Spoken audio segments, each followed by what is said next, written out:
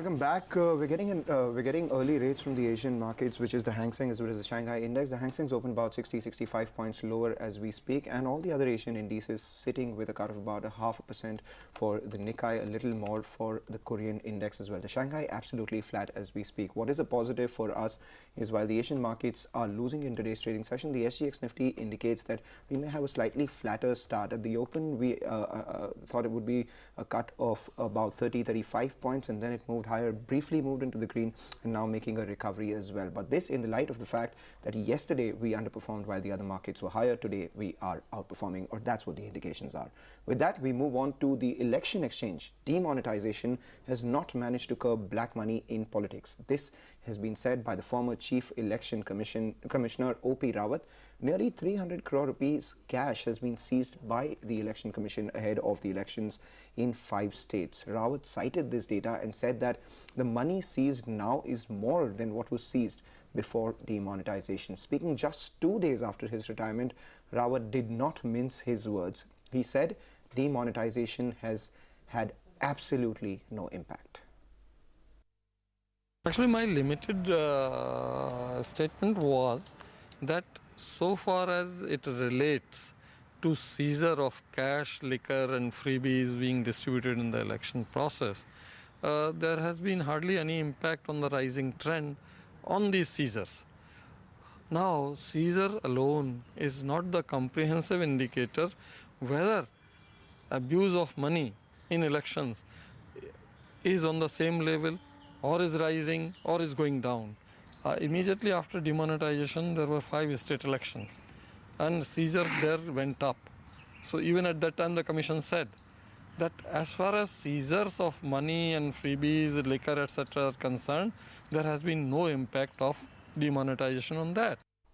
Okay, talking about elections, let's get you the latest from poll-bound Telangana. With just 3 days to go for voting, election fever has gripped the state. While for Telangana's ruling party TRS, CM K Chandrasekhar Rao is the key campaigner, PM Narendra Modi is leading the charge for the BJP. Congress President Rahul Gandhi is also seen crisscrossing the state. But what are the expectations of the people, especially what does the young voter in Telangana want ahead of this election? CNBC TV 18's Nitya Balakrishnan had a chai pe charcha with some of them near the iconic Charminar. Hear out what their expectations and their wish list is.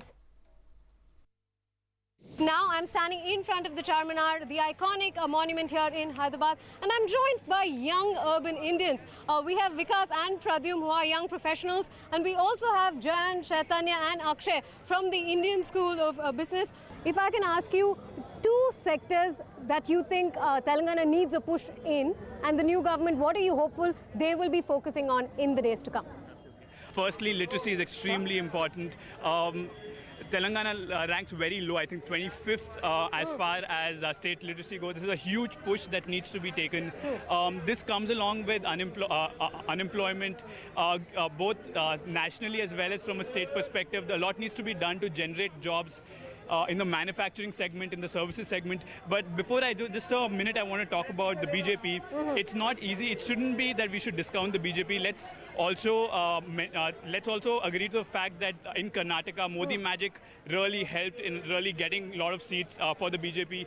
In the Northeast, where BJP almost does not exist, BJP's made huge inroads. So 2 areas, unemployment and education, and do not discount the BJP out of it. Absolutely. Now, Chaitanya. So one thing would be there were a lot of promises that were made in the technology space, like the pharma park, and they're still in the very in the beginning stages. Even the groundbreaking wasn't done in a lot of projects. There aren't many new SEZs that came after in the last 4 years. There are still in the pipeline. So maybe that might need a push. They need to move things faster in that particular area. And then also coming to the farmer issues. I think they need to work more on their manifesto agenda when it comes to the farmer issues. There are some promises being made, like the power supply and the loan waivers, but that is not going to be enough, especially when Telangana is only popular with tenant farmers than land-owning farmers.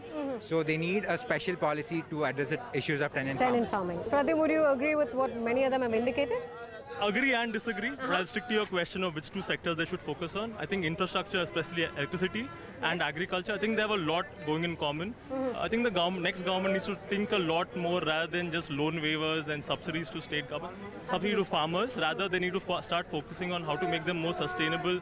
Absolutely, sustainable reforms in that sense. Because what do you think they need to work on? I mean, I would talk about what matters to me, what matters to the urban youth. I feel like infrastructure and green energy. I mean, let us become the first state to have actually a ministry dedicated to green energy. Let us get electric buses. Let us ban autos. I mean, we're still living in that age where we don't want to get to where Delhi is right now.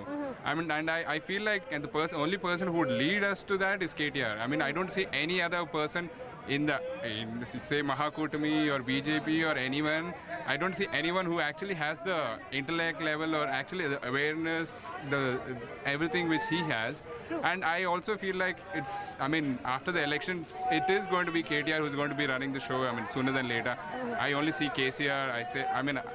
I see KTR as the CM in this. All right, so we are seeing the dynamism of KTR really have an impact on the youth here in Telangana at least. So before we wrap up, one quick final question to all of you. And because let me begin by asking you, who do you think should form the next government in Telangana? Nota is an option, guys. Yeah. TRS. All right. For just one reason, stability. Fantastic. I will probably vote Nota, but I think TRS in terms of who they have leading right now, in terms of KTR at least, I think he will do a lot of good for this state. Fantastic. If you can move to your turn. TRS, we believe in KTR. Fantastic. And Shatam? Coming to a chance, it might be for the Congress and the Mahakutami. But TRS coming into power also won't do any. It might stabilize things more for them. Fantastic. And Akshay, the last word to you. Coalition with the BJP, Modi magic still reigns supreme. All right, with that, we slip into a short break. Come back, we get you a handle on the cues to watch from the futures and options space.